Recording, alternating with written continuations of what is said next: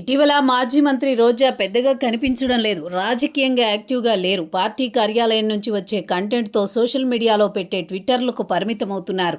Party కార్యక్రమాల్లో కూడా పాల్గొనడం లేదు. నగరిలో ఏవో ప్రైవేటు కార్యక్రమాలకు హాజరై అటు నుంచి అటే చెన్నైకు వెళుతున్నారు. చివరకు పార్టీ పిలుపు ఇచ్చిన కార్యక్రమాలకు సైతం హాజరు కావడం లేదు. అకస్మాత్తుగా ఆమె వైఖరి మారడంపై అనేక రకాల చర్చ నడుస్తోంది. ఆమె రాజకీయాలకు దూరమవుతారు అనే చర్చ బలంగా వినిపిస్తోంది. గత ఎన్నికల ఫలితాల తర్వాత మాజీ మంత్రి రోజాపై రకరకాల ప్రచారం నడిచింది.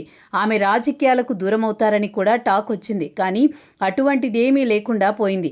పార్టీలో చాలా యాక్టివ్గా ఉంటూ కూటమి ప్రభుత్వంపై విమర్శలు చేస్తూ వచ్చారు. మధ్య మధ్యలో పాత వాయిస్ కూడా వినిపించారు. కానీ సడన్గా గత కొన్ని నెలలుగా ఆమె ప్రత్యక్ష రాజకీయాలకు మీడియా ముందుకు రాకుండా దూరంగా ఉంటున్నారు. ప్రస్తుతం చెన్నైలో సినిమా షూటింగుల్లో బిజీగా ఉన్నట్టు తెలుస్తోంది.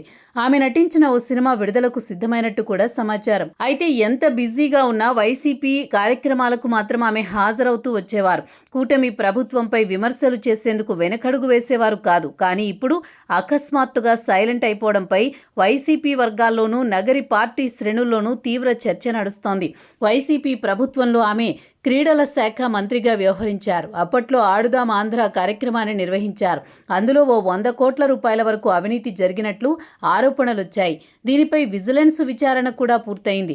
రోజా అరెస్టు కూడా ఉంటుందని టాక్ నడిచింది. అయితే ఆ కేసుకు భయపడి రోజా పొలిటికల్ సైలెన్స్ పాటిస్తున్నారని, ట్విట్టర్ పోస్టులకే పరిమితమవుతున్నారన్న ప్రచారం జోరుగా సాగుతోంది.